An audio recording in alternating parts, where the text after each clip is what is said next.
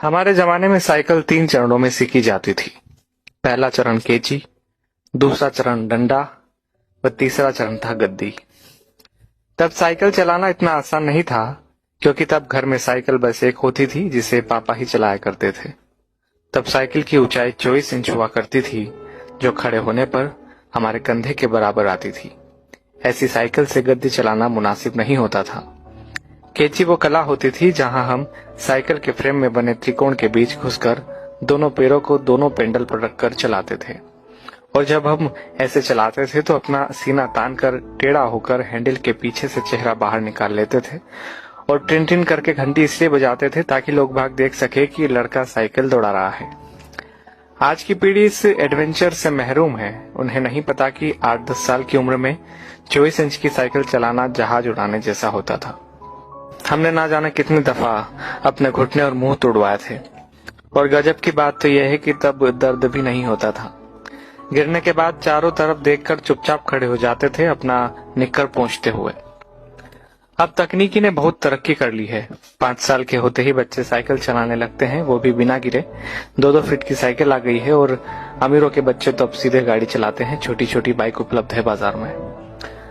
मगर आज के बच्चे कभी नहीं समझ पाएंगे कि उस छोटी सी उम्र में बड़ी साइकिल पर संतुलन बनाना जीवन की पहली सीख होती थी, जिम्मेदारियों की पहली कड़ी होती थी, जहां आपको यह जिम्मेदारी दे दी जाती थी कि अब आप गेहूं पिसाने लायक हो गए हैं। इधर से चक्की तक साइकिल डुगराते हुए जाइए और उधर से केची चलाते हुए घर वापस आइए। और यकीन मानिए, इस जिम्मेदारी को निभाने में खुशियां भी बड़ी गजब की होती थी। और यह भी सच है कि हमारे बाद केची प्रथा विलुप्त हो गई है। हम लोग ही दुनिया की आखिरी पीढ़ी है जिसने साइकिल चलाना 3 चरणों में सीखा था। हम वो आखिरी पीढ़ी है जिन्होंने कई बार मिट्टी के घरों में बैठकर परियों और राजाओं की कहानी सुनी, जमीन पर बैठकर खाना खाया, प्लेट में चाय पी है। हम वो आखिरी लोग हैं जिन्होंने बचपन में मोहल्ले में मैदानों में अपने दोस्तों के साथ परंपरागत खेल, गिल्ली डंडा, लुका छुपी, खो खो, कबड्डी, कंचे जैसे खेल खेले हैं। हम वो आखिरी पीढ़ी के लोग हैं जिन्होंने कम या बल्ब की पीली रोशनी में होमवर्क किया है और नोवेल पढ़े हैं।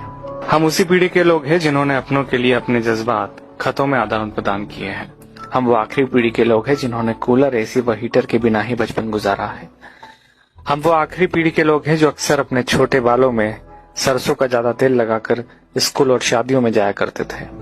हम वो आखिरी पीढ़ी के लोग हैं जिन्होंने स्याही वाली दवात या पेन से कॉपी, किताबें, कपड़े और हाथ काले नीले किए हैं। हम वो आखिरी लोग हैं जिन्होंने टीचर से खूब मार खाई है। हम वो आखिरी लोग हैं जो मोहल्लों के बुजुर्गों को दूर से देखकर नुक्कड़ से भागकर घर आ जाया करते थे। हम वो आखिरी लोग हैं जिन्होंने गोदरेज सोप की गोल डिबिया से साबुन लगाकर शेव बनाई है, जिन्होंने गुड़ की चाय पी है, काफी समय तक सुबह काला या लाल दंत मंजन या सफेद टूथ पाउडर इस्तेमाल किया है। हम निश्चित ही वो आखिरी लोग हैं जिन्होंने चांदनी रातों में रेडियो पर बीबीसी की खबरें, विविध भारती, ऑल इंडिया रेडियो और बिनाका गीत माला जैसे प्रोग्राम सुने हैं।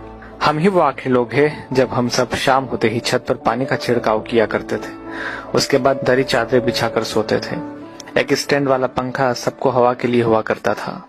सुबह सूरज निकलने के बाद भी ढीठ बने सोते रहते थे। वो सब दौर बीत गया। दरी चादरें अब नहीं बिछा करती है। डब्बों जैसे कमरों में कूलर, एसी के सामने रात होती है, दिन गुजरते हैं। हम वो आखिरी पीढ़ी के लोग हैं जिन्होंने वो खूबसूरत रिश्तों और उनकी मिठास बांटने वाले लोग देखे हैं जो लगातार कम होते चले गए।